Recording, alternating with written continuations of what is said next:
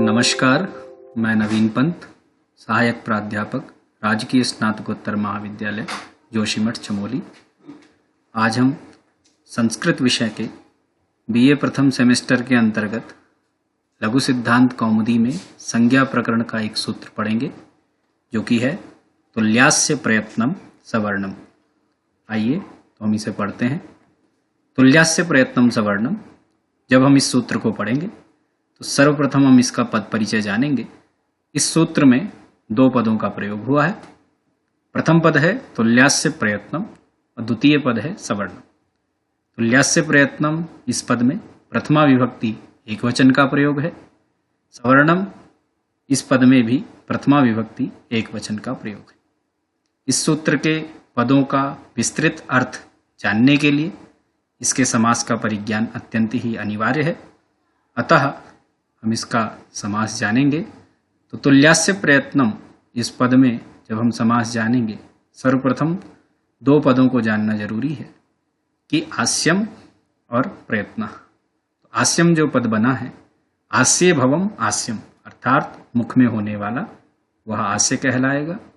तो शरीरावयवाच्च, इस सूत्र से भव अर्थ में यत् प्रत्यय का विधान करके आस्यम यह पद बना है।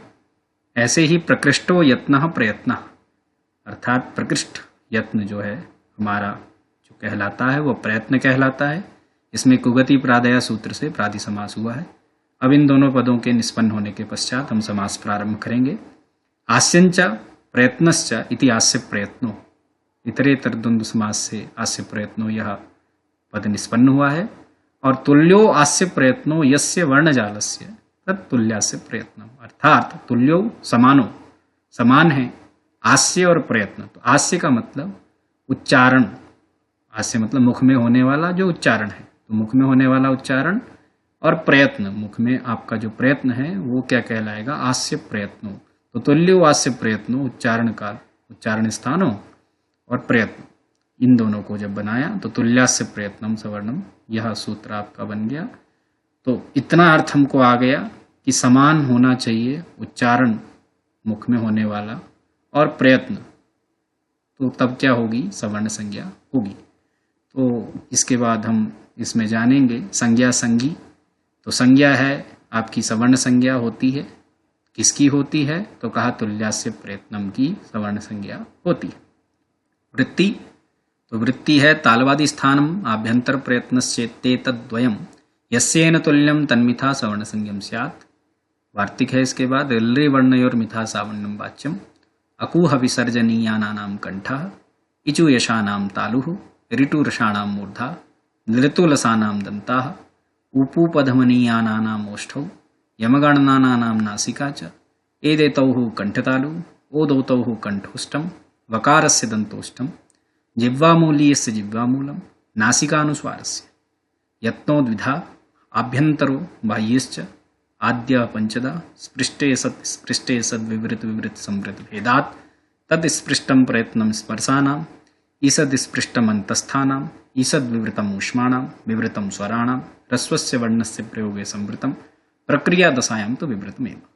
बाह्य प्रयत्नस्तु एकादशधा विवारः संवारः श्वासो नादो घोषो अघोषो अल्प प्राणो महाप्राण उदात्तोनुदात्ता स्वरितश्चेति खरो विवारा श्वासा घोषाश्च हसा संवारा नादा घोषाश्च वर्गाणां प्रथम तृतीय पंचमाः यणश्चाल्प प्राणाः वर्गाणां द्वितीय चतुर्थो शलश्च महाप्राणाः कादयो मावसाना स्पर्शाः यणोन्तस्थाः शला ऊष्माणाः अचस्वरः कक्ष इति कखाभ्यां प्राग अर्ध विसर्ग सदृशो उपजिह्वामूलीयः पफ्फ इति पफाभ्यां प्राग अर्ध विसर्ग सदृशो उपधमानीयः अम्मः इत्यचः परानुस्वार विसर्ग। इस वृत्ति में विशद विवेचन किया गया है उच्चारण स्थानों का, आभ्यंतर प्रयत्न का और बाह्य प्रयत्न का, और उसी के प्रसंग में कुछ संज्ञाएं यहाँ पर प्रयुक्त की गई है। अतः वृत्ति के अर्थ को समझने के लिए हमने तालिकाओं का प्रयोग किया है। तो सर्वप्रथम वृत्ति का सामान्य अर्थ समझेंगे कि तालु आदि स्थान तथा आभ्यंतर प्रयत्न, जिस वर्ण का जिस वर्ण के साथ समान होता है उनकी परस्पर में सवर्ण संज्ञा होती है। अब हमें यह समझना है कि जब हम वृत्ति देखेंगे, सर्वप्रथम तो देखना है कि अकुह विसर्जनीयानानाम कंठा लिखा था और ईचु यशानाम तालु लिखा था। तो यहाँ पर हमने तालु आदि स्थान लिखा। तो जब प्रथम में कंठ था तो तालु क्यों लिखा? अगर यह जिज्ञासा होती है तो इसे समझने के लिए ये समझना चाहिए कि सामान्य रूप से कंठ से तो सभी के सभी वर्ण उच्चरित होते हैं। यदि ई को भी आप उच्चरित करेंगे तो बिना कंठ के तो उच्चरित नहीं कर सकते, परंतु विशेष रूप में सभी वर्णों का अपना अपना एक स्थान होता है। आ और का इत्यादि, का वर्ग इत्यादि का केवल कंठ ही स्थान है। इसलिए कंठ और विशेष को दर्शाने के लिए यहाँ पर सर्वप्रथम तालु का प्रयोग किया गया है। तालु आदि स्थान का, अर्थात तालुआदि स्थान, तालु आदि स्थान। कंठ को सामान्य मान करके यहाँ पर द्वितीय जो स्थान था तालु, उसका प्रयोग किया गया। यह बहुत विशेष विषय नहीं है, परंतु इतना जान लेना चाहिए कि तालु को इसलिए लिखा, नहीं तो कुछ लोग कह सकते थे कि कंठादि स्थान लिखना चाहिए था, तो कंठादि स्थान को ना लिख करके तालु आदि स्थान को लिखा, ऐसा व्याख्याकार लिख देते हैं। तथा आभ्यंतर प्रयत्न समान होना चाहिए। अब प्रयत्न लिखा हुआ था तो प्रयत्न में आभ्यंतर क्यों जोड़ दिया? तो मुख के अंदर होने वाला जो प्रयत्न है वह आभ्यंतर प्रयत्न होता है, और मुख के बाहर होने वाले प्रयत्न को बाह्य प्रयत्न कहते हैं। सवर्ण संज्ञा के लिए जो अभिप्रेत प्रयत्न है वो आभ्यंतर प्रयत्न है। तो इसलिए समझना चाहिए कि तालु आदि स्थान और आभ्यंतर प्रयत्न यदि किन्हीं वर्णों का समान होगा तो उन वर्णों की आपस में क्या हो जाएगी? सवर्ण संज्ञा हो जाएगी। इसके पश्चात वृत्ति में वार्तिक का प्रयोग किया गया कि रिलरी वर्ण और मिथा सावर्णम वाच्यम, री और री की भी परस्पर में सवर्ण संज्ञा कहनी चाहिए। अब वार्तिक का प्रयोग कहाँ होता है? तो उक्तानुक्त दुरुक्तानाम चिंताम यत्र प्रवर्तते तम ग्रंथम वार्तिकम आहु वार्तिकज्ञ विचक्षण। अर्थात उक्त, अनुक्त और दुरुक्त की जहां पर चिंता की जाए उसको वार्तिक ग्रंथ कहते हैं।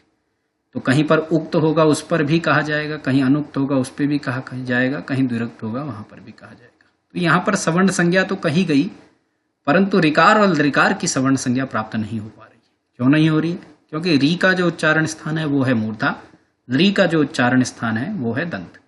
तो उच्चारण स्थान भिन्न होने से ऋकार और ऋकार की सवर्ण संज्ञा नहीं हो रही है, परंतु यह संज्ञा अभिप्रेत है। एतदर्थ वार्तिककार ने कहा रिलरी वर्ण और मिथा सावर्णम वाच्यम, की स्थान भिन्न होने पर भी री और री की सवर्ण संज्ञा कहनी चाहिए। अब इनमें जो सवर्ण संज्ञा के लिए जो उच्चारण स्थान बताए गए थे वहां तो सामान्य रूप से कह दिया को विसर्जनीय नाम कंठा इचुएसा नाम तालु, तो उसको हमने एक तालिका के माध्यम से प्रस्तुत किया है। तो वह तालिका इस प्रकार है कि कंठ उच्चारण स्थान किनका होता है? तो कहा अकुह विसर्जनीय नाम कंठा, आ का वर्ग, हा और विसर्ग का उच्चारण स्थान कंठ होता है। अब आप कहेंगे कि कु कहा गया, कु से का वर्ग कैसे गृहीत हो गया? तो आगे एक सूत्र इसके पश्चात तुरंत पढ़ना आता है कि अनुदित सवर्ण से च प्रत्यय। अनुदित सवर्ण से च प्रत्यय का मतलब होता है कि अविधीयमान अण उदित अपने सवर्ण के ग्राहक होते हैं, और उसी में उदित संज्ञा जो बताई गई है वो कु चू टू तू पू एते उदित, अर्थात कु कहने से कवर्ग का, चू कहने से चवर्ग का, टू कहने से टवर्ग का, तू कहने से तवर्ग का और पू कहने से पवर्ग का बोध अपने आप हो जाता है। वो सवर्ण ग्राहक सूत्र है। इसलिए यहाँ पर जो अकुह में आ कु कहा गया, कु से कवर्ग का ग्रहण हो जाएगा, हा और विसर्ग अर्थात आ का, कवर्ग का, हा का और विसर्ग का उच्चारण स्थान कंठ होता है। इसी प्रकार इजु ऐसा नाम तालु में ई, चू से चवर्ग, य और शा का उच्चारण स्थान तालु है। ऋतु रसाणाम मूर्धा, री, टवर्ग, रा और शा का उच्चारण स्थान मूर्धा है। ऋतु लसानाम दंता, री, तवर्ग, ला और सा का उच्चारण स्थान दंत है। ऊपू पधवनियाना नाम ओष्ठो, ऊ पवर्ग, प और फ का उच्चारण स्थान ओष्ठ है। नासिकानुस्वारस्य, नासिका के अपने अपने स्थान के साथ नासिका वर्ण जो होंगे उनका अपने अपने उच्चारण स्थान के साथ नासिका का भी प्रयोग होता है। जैसे यमगणनम में यहाँ का उच्चारण स्थान आपने जैसे पढ़ा तालु है, परंतु बिना नासिका के उसका प्रयोग नहीं किया जा सकता, इसलिए तालु सहित नासिका का प्रयोग यहाँ में होता है। ऐसे ही माँ में भी जो है माँ का उच्चारण स्थान ओष्ठ है, तो ओष्ठ के सहित नासिका का प्रयोग होगा। गा का उच्चारण स्थान कंठ है, कंठ के साथ नासिका का प्रयोग किया जाएगा। णा का उच्चारण स्थान मूर्धा है, मूर्धा के साथ नासिका का प्रयोग किया जाएगा। और ना के उच्चारण में दंत के साथ नासिका का प्रयोग किया जाएगा। ए और ऐ का उच्चारण स्थान कंठ तालु है। ओ और औ का उच्चारण कंठोष्ठ है। वकार से दंतोष्ठम अर्थात वा का उच्चारण स्थान दंतोष्ठ है। और जिह्वा मूलीय वर्ण अर्थात क और ख के आगे अगर अर्ध विसर्ग होता है तो उनकी संज्ञा जिह्वा मूलीय है, आगे बताया भी गया है। और प और फ के आगे भी अर्ध विसर्ग होता है तो उनकी उपधमानीय होती है। तो ओष्ठ से उपधमानीय वर्ण का प्रयोग हो जाता है और जिह्वा मूलीय के अलग से जिह्वा मूल का स्थान होता है। तो ये उच्चारण स्थान बोधक तालिका है। इसमें हमने उच्चारण को समझ लिया कि किन किन वर्णों का किन किन स्थानों से उच्चारण किया जाता है। अब हमें समझना है आभ्यंतर प्रयत्न। तो उससे पहले हमें ये जानना है कि वर्णों के जो उच्चारण होते हैं उसमें दो प्रकार का प्रयत्न होता है, एक होता है आभ्यंतर, एक होता है बाह्य। तो मैंने आपको बताया भी था, आभ्यंतर प्रयत्न अर्थात मुख के अंदर होने वाला प्रयत्न, और बाह्य प्रयत्न अर्थात मुख के बाहर होने वाला प्रयत्न। तो आपने जैसे पढ़ा था तुल्य आस्य प्रयत्नों, तो मुख के अंदर के प्रयत्न की वहां चर्चा है केवल, तो आभ्यंतर प्रयत्न होना चाहिए। तो इसलिए सवर्ण संज्ञा के लिए अभिप्रेत आभ्यंतर प्रयत्न को हम जानेंगे, जो कि 5 प्रकार का होता है। इसके लिए भी हमने एक तालिका का प्रयोग किया है। तो आभ्यंतर प्रयत्न 5 प्रकार का है, स्पृष्ट, ईषद स्पृष्ट, ईषद विवृत, विवृत और समृत।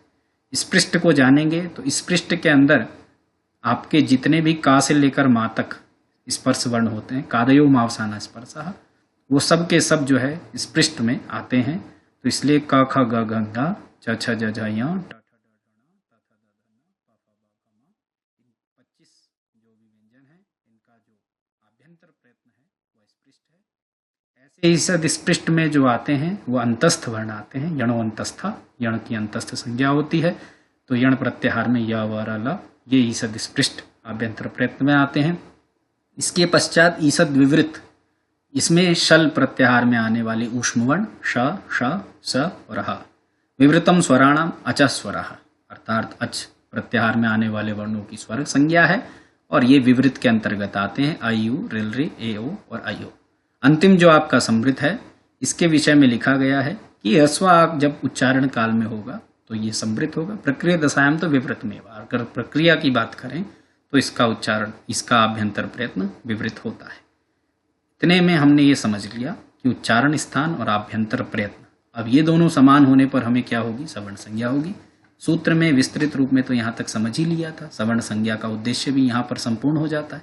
परंतु इसके पश्चात बाह्य प्रयत्न भी, क्योंकि प्रयत्न के उद्देश्य में आया है, इसलिए इसके पश्चात बाह्य प्रयत्न भी बताए गए। इससे पूर्व हमें ये समझना है कि जब हम सवर्ण संज्ञा करने चलेंगे तो हमें 2 चीजें देखनी है, एक उच्चारण स्थान, एक आभ्यंतर प्रयत्न। अब उच्चारण स्थान की बात करें तो का उच्चारण स्थान और खा का उच्चारण स्थान समान है, अर्थात क वर्ग के अंतर्गत आने वाले वर्णों का उच्चारण स्थान हमने जैसे जाना था कि कंठ है, और उनका आभ्यंतर प्रयत्न भी स्पृष्ट है, इसलिए क वर्ग की आपस में क्या हो गई है, सवर्ण संज्ञा हो जाएगी।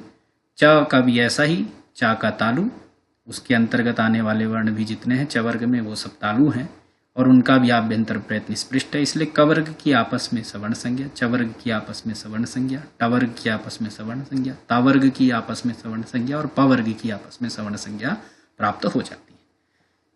ईसद स्पृष्ट के अंतर्गत आने वाले वर्णों की अगर हम सवर्ण संज्ञा की बात करें तो यहाँ पर या का उच्चारण स्थान तालु है, वा का दंतोष्ठ है, रा का मूर्धा, ला का दंत है, इसलिए या और या की किसी के साथ सवर्ण संज्ञा प्राप्त नहीं है। वा की ला के साथ किंचित अंश में समानता होने से वा की सवर्ण संज्ञा प्राप्त हो जाती है। रा का उच्चारण स्थान संपन्न नहीं है, इसलिए यहाँ भी सवर्ण संज्ञा नहीं होगी। ईसद विवृत में किसी भी वर्ण की आपस में सवर्ण संज्ञा प्राप्त नहीं हो पा रही है, क्योंकि शा का उच्चारण स्थान तालु, अगले शा का मूर्धा और अंतिम दंत और हा का कंठ है। विवृत में यदि हम देखें तो आ यू रिल री इन सभी का उच्चारण स्थान भिन्न भिन्न है। ए और ऐ की उच्चारण स्थान की भी समानता है, आभ्यंतर प्रयत्न की भी समानता है, ओ और औ की भी इसी प्रकार समझ लेना चाहिए। समृत में एक ही वर्ण होने के कारण यहाँ पर सवर्ण संज्ञा का बोध नहीं हो सकता। अंतिम में अब हम बाह्य प्रयत्न को जानेंगे। बाह्य प्रयत्न एकादश अर्थात 11 होते हैं। उनको हमने प्राण के भेद से, उदात्तानुदात स्वरित के भेद से और अलग अलग प्रत्याहारों में हमने उनको समाहित किया है। तो विवार, श्वास और अघोष खर प्रत्याहार में आने वाले वर्णों का होता है। खर प्रत्याहारों को अगर आप पढ़ेंगे तो खा फा छ ठ यहाँ पर आप देखेंगे और श यहाँ पर खर प्रत्याहार समाप्त हो जाता है। अर्थात जब माहेश्वर सूत्र में चलेंगे तो खा फा छ ठ कपय सर यहाँ तक हमें इतने वर्ण खर प्रत्याहार में यहाँ पर आते हैं, अगर हम इत वर्णों को छोड़ते हैं। संवार, नाद और घोष की जब चर्चा करेंगे तो हस प्रत्याहार में आने वाले वर्ण जब आप पढ़ेंगे तो हाया वर्ण यहाँ से शुरू होगा और जब गणदस यहाँ तक समाप्त हो जाएगा, इसलिए हाया वरला यम गण न झ भ गण ध ज भ गण द, यहाँ पर संवार, नाद और घोष। अब इनके प्राणों में, इन्हीं वर्गों के प्राणों की भी चर्चा की गई है। तो कुछ वर्णों को अल्प प्राण, कुछ वर्णों को महाप्राण। अल्प प्राण अर्थात कम प्राण की, कम वायु की जरूरत पड़ेगी। महाप्राण में अत्यंत वायु, अत्यंत वेग की जरूरत पड़ेगी। तो अल्प प्राण में प्रथम, तृतीय और पंचम वर्ग अर्थात का, च, ट, त, प, ग, ज, ड, द, ब और ग, य, ण, न, म और यण में आने वाले अंतस्थ वर्ण आ जाएंगे। तो य, व, र, ल। अब महाप्राण में जो आपका है द्वितीय चतुर्थ वर्ग अर्थात ख, छ, ठ, त, फ, घ, ज, ड़, ध, भा और शल प्रत्याहार में आने वाले श, श, श, ह, इन वर्णों का बोध हो जाएगा। और हमने पूर्व में स्वरों के लिए जब हमने संज्ञाएं पढ़ी थी तो उदात्त, अनुदात्त और स्वरित संज्ञा पढ़ी थी। उच्चैरुदात्तः, नीचैरनुदात्तः, समाहारः, स्वरितः। तो इनसे इनकी संज्ञा हो जाती है। इस प्रकार से एकादश आपके बाह्य प्रयत्नों का यहाँ पर वर्णन हुआ है। वृत्ति में क्रम थोड़ा पूर्वापर है, यहाँ हमने एक क्रम से इसे रखा है। वहाँ पर पूर्वापर का तात्पर्य यह है कि वहाँ कुछ संज्ञाएं बाद में जैसे बताई गई है, आभ्यंतर प्रयत्न बताने के पश्चात उनकी संज्ञाएं, जो कि यण की संज्ञा अंतस्थ, सल की संज्ञा ऊष्म, अच की स्वर, ये बाद में बताया गया है। हमने यहाँ पर इसे क्रम पूर्वक समझा है। धन्यवाद।